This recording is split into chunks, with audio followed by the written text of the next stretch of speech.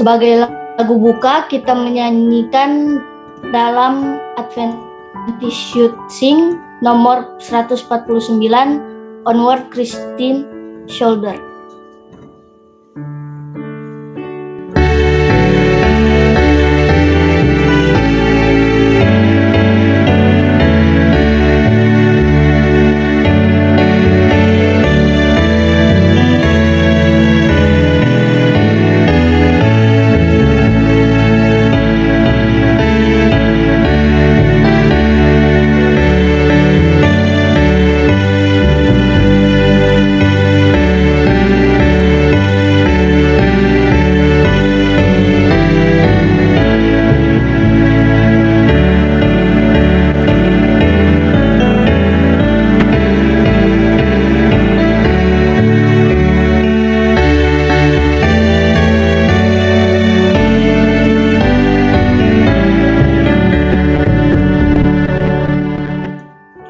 Doa buka yang dibawakan oleh Kak Master Guide Fanny Raintama. Ya, kakak simbolon aja.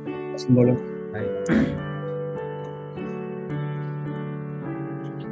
Malam ini kita akan mendengarkan kesaksian yang dibawakan oleh adik Jose Simbolon.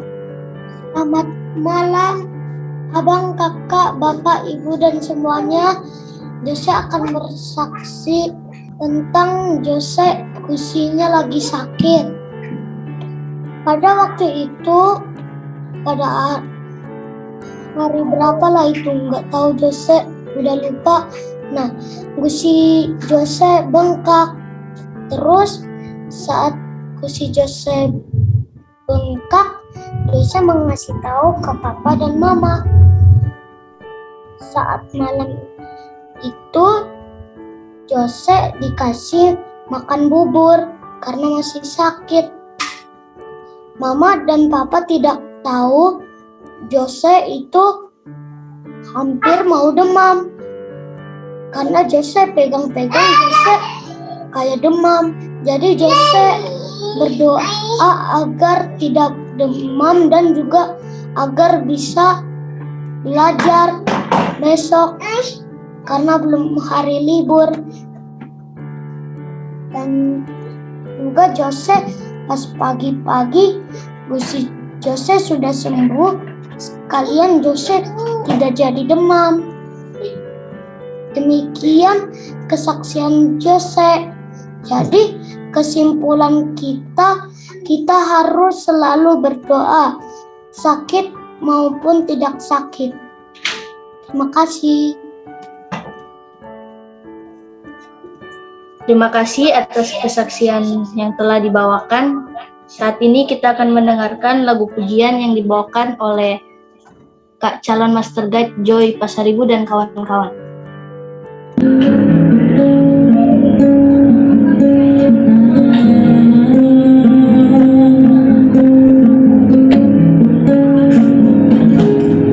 Sejauh timur dari barat, Engkau membuang dosaku. Tiada kau ingat lagi pelanggaranku.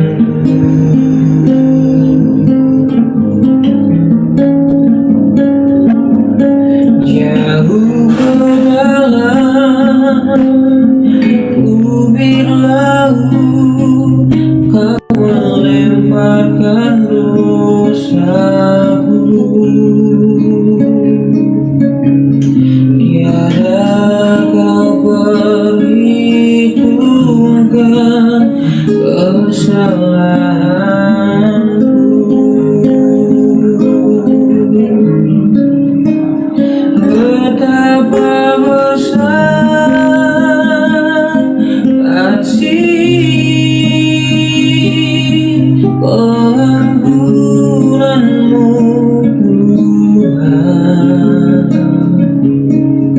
Tak kau pandang hina hati yang hancur.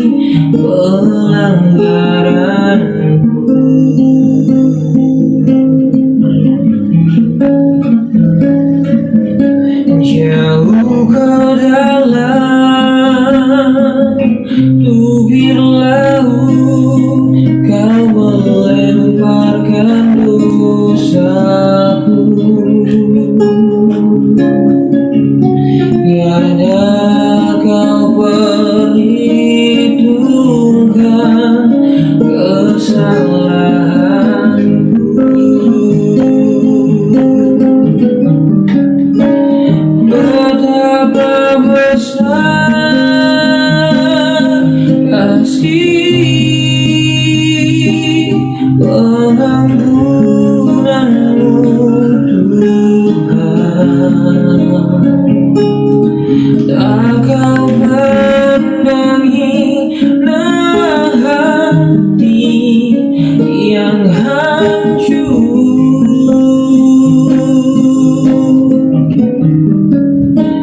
Ku berterima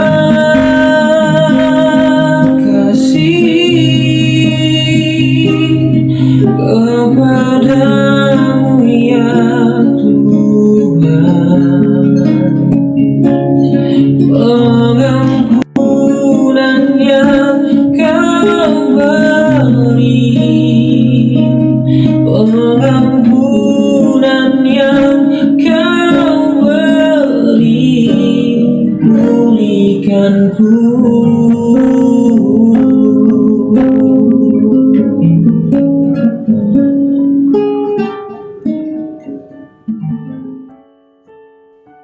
Terima kasih atas lagu pujian yang indah. Biarlah kita terberkati oleh lagu pujian yang telah dibawakan oleh Kak Joy Pasaribu dan kawan-kawan. Marilah kita siapkan hati dan pikiran kita untuk mendengarkan firman Tuhan yang dibawakan oleh Evel Marbun.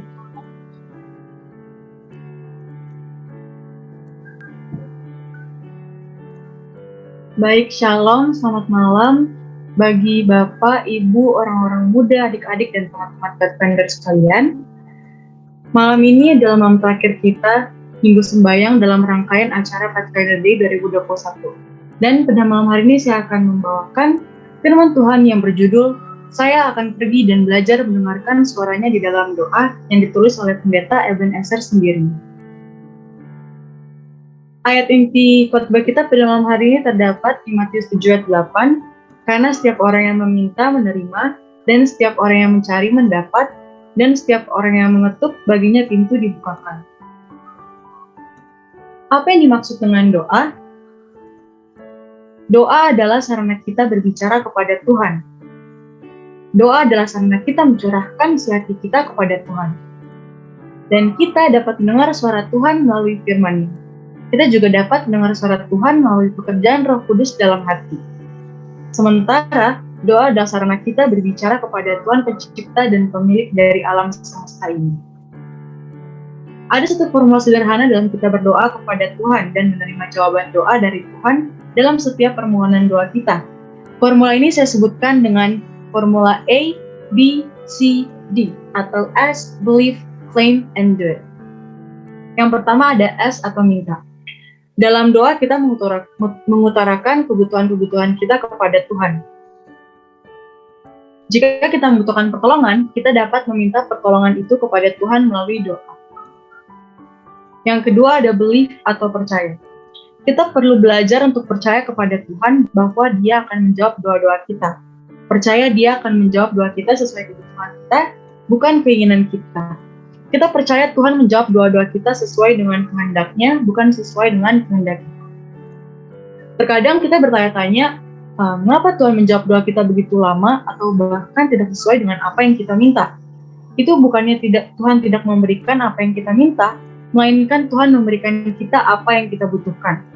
Itu mengapa kita harus memiliki iman dan yakin bahwa Tuhan tahu yang terbaik untuk umat-umat-Nya. Yang ketiga ada claim atau tuntut. Kita dapat menuntut janji-janji Tuhan.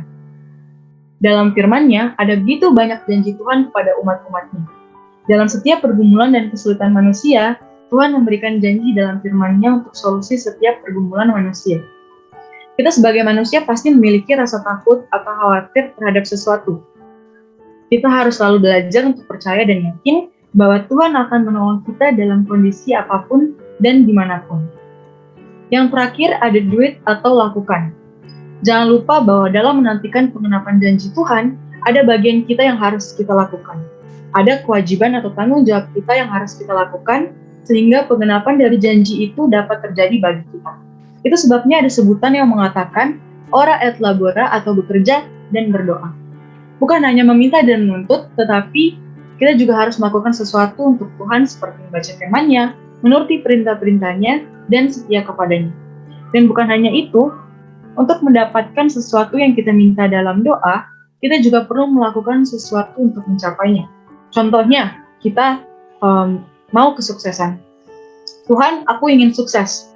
Tetapi kita tidak melakukan sesuatu untuk meraih kesuksesan tersebut. Apakah kesuksesan itu dapat datang secara tiba-tiba? Tidak, tentu saja tidak.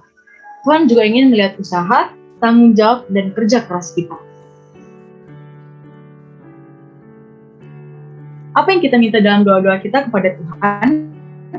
Biasanya ada dua jenis dasar permintaan kita kepada Tuhan, yaitu meminta atas dasar keinginan kita, atau kita meminta atas dasar kebutuhan kita. Keinginan dan kebutuhan seringkali sangat tipis perbedaannya dalam hidup kita, walaupun sebenarnya keinginan dan kebutuhan itu sangat berbeda. Sering kita merasa sesuatu adalah kebutuhan kita, tetapi sebenarnya adalah keinginan kita. Mari kita melihat kisah di Alkitab dalam hal meminta kepada Tuhan yang didasari oleh keinginan atau didasari oleh kebutuhan. Bangsa Israel meminta kepada Tuhan untuk mereka diberikan seorang raja seperti bangsa-bangsa lain di sekitar mereka, karena sebelumnya tidak ada raja yang memerintah di atas mereka. Selama ini bangsa Israel dipimpin oleh Tuhan melalui para nabi. Setelah mereka meminta raja melalui Nabi Samuel, maka kemudian Saul diangkat menjadi raja Israel atas dasar keinginan bangsa Israel. Berkatalah Samuel kepada seluruh orang Israel, "Telah kudengarkan segala permintaanmu yang kamu sampaikan kepadaku, dan seorang raja telah kuangkat atasmu. Maka sebab itu, lihat, itu raja yang telah kamu pilih yang kamu minta. Sesungguhnya Tuhan telah mengangkat raja atasmu." Akibat dari permintaan yang didasari keinginan itu, lihatlah dan sadarlah bahwa besar kejahatan yang telah kamu lakukan itu di mata Tuhan dengan meminta raja bagi. Sebab dengan meminta raja bagi kami menambah dosa kami dengan kejahatan. Jadi pelajaran sederhana yang bisa kita ambil dari kisah ini adalah, kalaupun yang kita inginkan itu diberikan kepada kita, tetapi tidak selaras dengan kehendak Tuhan, maka itu bisa saja menjadi sesuatu yang tidak membawa kebaikan bagi kita. Itu sebabnya penting sekali kita menyelaraskan keinginan kita dengan keinginan Tuhan. Apa yang Tuhan mau kita minta kepadanya yang akan menjadi kebaikan bagi kita. Karena kalau itu sudah selaras dengan rencana Tuhan, maka pasti akan membawa kebaikan bagi kita. Ada kisah yang lain yang berdoa meminta sesuatu berdasarkan kebutuhannya. Dia adalah cucu dari raja pertama bangsa Israel itu. Ketika Salomo diangkat menjadi raja menggantikan ayahnya Daud, maka apa yang diminta kepada Tuhan? Raja Salomo, Tuhan. Maka sekarang ya Tuhan Allahku, Engkaulah yang mengangkat, aku masih sangat muda dan belum berpengalaman. Demikianlah hamba-Mu ini berada di tengah-tengah umat-Mu yang Kau pilih,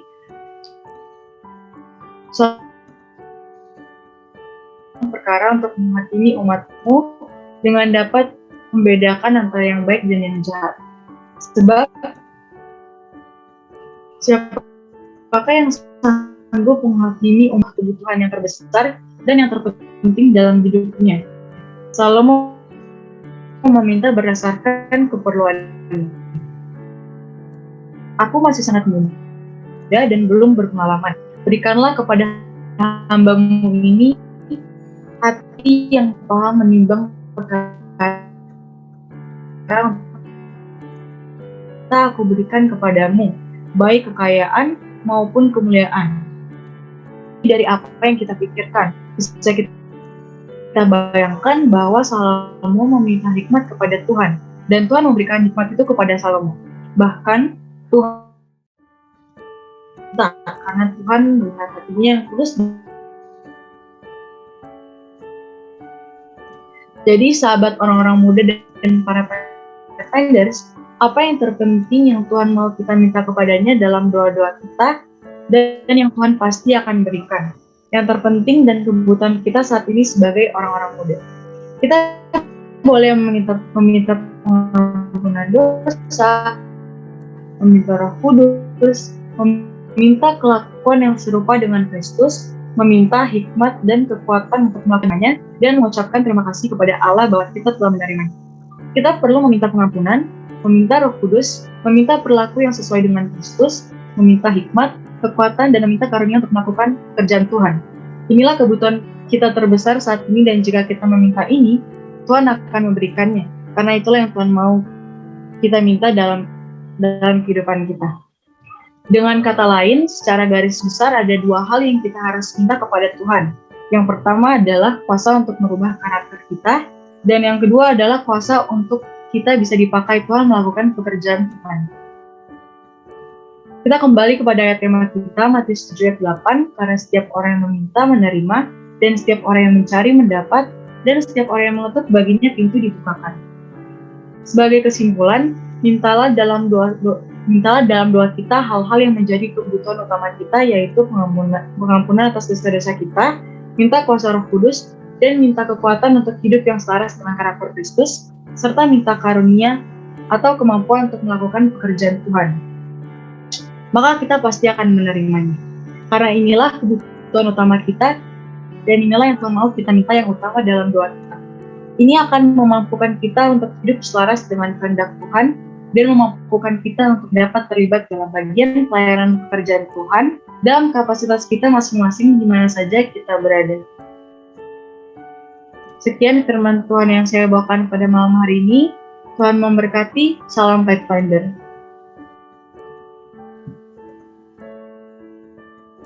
Puji Tuhan dan terima kasih atas firman yang sudah kita dengarkan, kiranya dapat menguatkan iman dan pikiran. Sebagai lagu tutup, mari kita menyanyikan dari buku Adventist Youth Sing nomor 41, Go Tell It on the Mountain.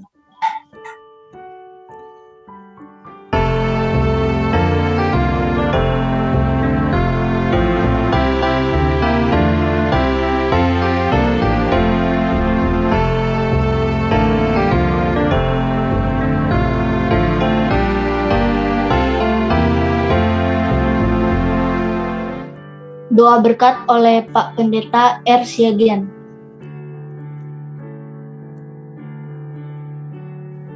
Apakah ada pengumuman dari panitia?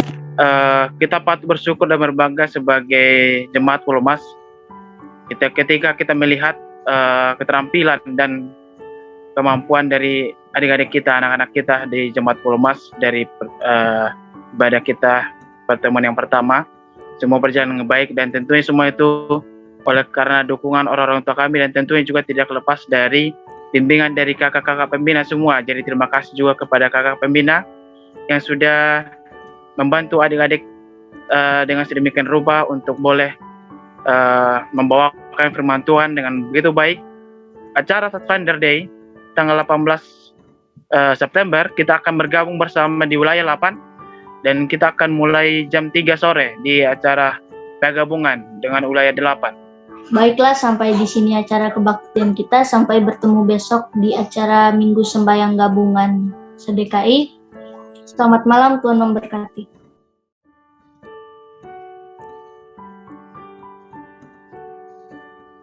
Eva, thank you Eva.